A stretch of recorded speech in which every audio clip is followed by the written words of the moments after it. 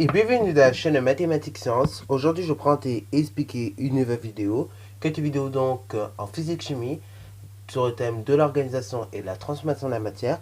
Et plus précisément, une vidéo dans laquelle ici nous allons tout simplement faire une petite application numérique de la masse volumique. Alors donc nous allons apprendre ici à tout simplement manipuler la formule de masse volumique dans le cadre tout simplement en fait d'identification d'un corps pur. Ok. Donc là nous allons voir à partir de la relation que l'on connaît de la masse volumique, comment on peut calculer en fait d'abord une masse volumique, mais aussi comment on peut identifier du coup un corps pur. Parce que oui, chaque corps pur, je vous l'ai peut-être pas dit, mais en fait détient une masse volumique qui lui est propre. Ok. Donc du coup, si on obtient par exemple, je sais pas, admettons, si je prends de l'or, de l'or, ça a une certaine masse volumique, ça a une masse volumique de 19 000 ou des brouettes comme ça. Admettons, si je mesure ma masse, puis après mon volume, et que je fais le ratio de la masse sur le volume, et que j'obtiens un résultat qui est, par exemple, similaire à 19 000 ou un délire comme ça, c'est bon, c'est-à-dire que j'aurai de l'or. Mais en revanche, par exemple, si j'obtiens un autre résultat, ça voudrait dire que tout simplement, ma masse volumique que je viens de calculer ne correspond pas, en fait, à celle de l'or. Ok. Voilà, volume. Donc là, nous allons voir ça avec un cylindre en métal. Donc le voici. Voilà, vous avez un cylindre en métal. Donc on a mesuré sa masse. Sa masse est de 24 grammes. Son volume de 9 millilitres. Pardon. Et donc on voudrait tout simplement y indiquer la nature de ce cylindre. Donc là, pour indiquer la nature d'un cylindre, il faudrait déjà savoir tout simplement en fait la masse volumique. Ok. Alors du coup, je vous indique également en bas de la vidéo quelques masses volumiques de quelques métaux. Donc vous avez l'or, vous avez le platine, vous avez l'aluminium et plein d'autres. Voilà, vous avez titane, enfin bref, vous avez un certain nombre de métaux. Et donc, je vous indique tous ces métaux. Et du coup, on doit savoir, en fait, à partir de la masse volumique, en fait, à quoi appartient ce cylindre en métal. Ok. Donc, si c'est de l'or, de l'alu, ainsi de suite, ainsi de suite. Donc, du coup, c'est parti, mon kiki. Démarrons donc la vidéo par le calcul de la masse volumique. Donc, ce que nous allons faire tout bêtement, on va tout simplement commencer par lister les données que l'on connaît. Donc, du coup, les données, c'est simple. On n'en a pas 36 000. Des données, on en a deux. On connaît la masse du cylindre, M cylindre, qui est égale à 24 grammes. Donc, M cylindre, ça fait 24 grammes. Et on connaît le volume du cylindre, donc V cylindre, qui lui, par contre, est de 9 millilitres. Alors, petite parenthèse ici, vous remarquerez donc que tout simplement, dans cette vidéo-là, les mesures de masse volumique que je vous ai données dans le tableau des matières, ok, en fait, vous sont tout simplement indiquées pas avec des grammes et des millilitres, mais avec des kilogrammes et des litres, ok. Voilà. Donc là, il va falloir tout simplement effectuer quelques petites conversions, ok. Donc du coup, voilà, il va falloir faire quelques conversions pour tout simplement obtenir une masse volumique avec des kilogrammes et pas d'ailleurs des litres, mais des mètres cubes, ok. Donc, ce que je vous conseille, il y a deux solutions. Soit vous convertissez dès le départ et ça va donner quelque chose, ou soit vous faites la conversion à la fin.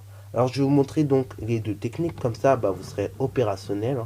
Donc, il y en a une qui va souvent me plaire. Enfin, personnellement, je suis plutôt apte à la deuxième technique que je vais vous montrer. Mais après, c'est vrai qu'il y en a, ils vont préférer peut-être la première. Donc, du coup, ça, c'est les données. La masse du cylindre de volume. Donc, on peut démarrer comme ça. Une fois que nous avons ces données-là, on peut calculer la masse volumique. Donc, la masse volumique, je rappelle, c'est tout simplement le rapport de la masse sur le volume. Donc, ce qui veut dire que la masse volumique ici est égale donc à 24 divisé par 9. Alors, comme je vous ai dit, nous, pour aller plus vite et pour comprendre bien les choses, on va convertir. Alors, du coup, 24 grammes, si on veut bien convertir, on va convertir tout simplement ce résultat-là en kilogrammes, ok. Donc, du coup, il suffira de diviser en fait votre nombre là que vous avez par tout simplement 1000, ok. Alors, divisé par 1000, ça revient en fait à multiplier par 0,001, ok. Bon, alors, vous allez voir que moi, je suis pas très fanatique des zéros. Je suis plutôt fanatique même des puissances de 10. Donc, du coup, j'aurais plutôt tendance à dire qu'en fait, divisé par 1000, c'est comme multiplié par 10 exposant moins 3. Donc du coup, la masse, du coup, serait égale à 24 fois 10 exposant moins 3. Divisé par le volume, donc, nous est donné en millilitres. Alors, des millilitres, ça ne que des centimètres cubes. Donc du coup, pour passer de centimètres cubes, tout simplement à des mètres cubes, il faudrait tout simplement, en fait, diviser par 10 enfin, il faudrait plutôt multiplier par 10 exposant moins 6, c'est-à-dire 0,0000001. Vous voyez comment c'est un peu fatigant d'écrire tous ces zéros. Donc du coup, on va tout simplement écrire avec les puissances de 10. Donc, on ferait 24 fois 10 exposant moins 3 divisé par 9 fois 10 exposant moins 6. Ce qui donne que la masse volumique est égale. Donc là, on va effectuer les calculs en deux temps. D'abord, on va tout simplement calculer les puissances de 10. Ok, combien ça vaut. Donc, je rappelle que quand vous avez un quotient de 2 puissances de 10 comme ça, on soustrait les exposants. Donc d'abord, on calcule la valeur entière. Donc, soit on calcule la valeur entière, ou soit ce que vous faites, vous pouvez tout simplement laisser en fraction. Alors bon, comme on est en physique et qu'on est censé utiliser la calculatrice, du coup, on va peut-être pas laisser en fraction. On va plutôt calculer. Et donc, quand on effectue le calcul, on obtient environ 2,7 multiplié par 10 exposant combien? On regarde. 10 exposant moins 3 divisé par 10 exposant moins 6. C'est comme, du coup, là, on soustrait. On fait moins 3, moins 6. Donc, moins 3, c'est comme si vous avez 3 bonbons. Hein, en moins, vous n'avez pas... Ou bien, c'est comme si vous n'avez pas de sous. Vous avez moins 3 euros. Et puis après, moins 6. Moins 6, vous avez 2 fois moins. Donc, moins par moins, ça donne plus. Donc, au final, ça devient plus 6. Donc, du coup, enfin, quand vous avez moins 3 euros, vous gagnez 6 euros, vous avez bien gagné, vous avez même gagné 3 euros. Donc, du coup, ça ferait que la masse volumique est égale à 2,7 fois 10 exposant 3. Voilà, et là, on serait du coup là en kilogrammes par mètre cube.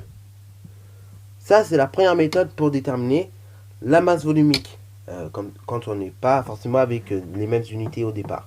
Mais il y a une deuxième méthode, c'est soit vous mettez, enfin, vous pouvez faire comme j'ai fait là, ou vous pouvez le mettre en ligne, ce calcul-là, ok?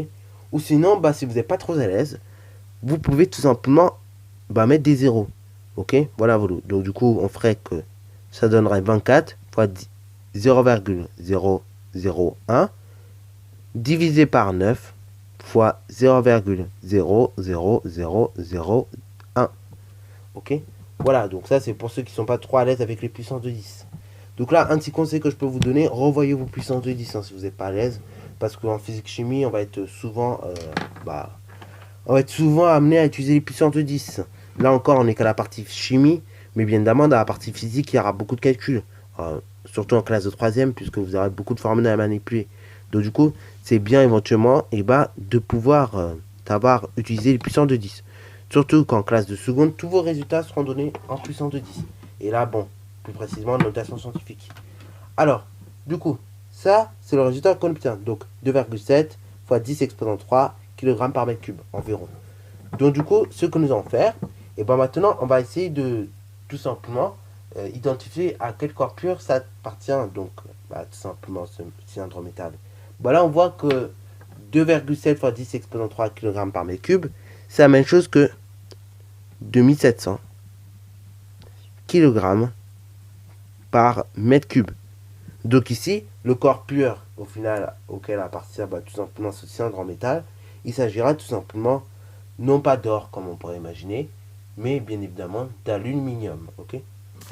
Voilà, donc sur ce, la vidéo est terminée. Si ça t'a plu, n'hésite surtout pas à la liker, commenter et bon instant à toi en mathématiques et en sciences.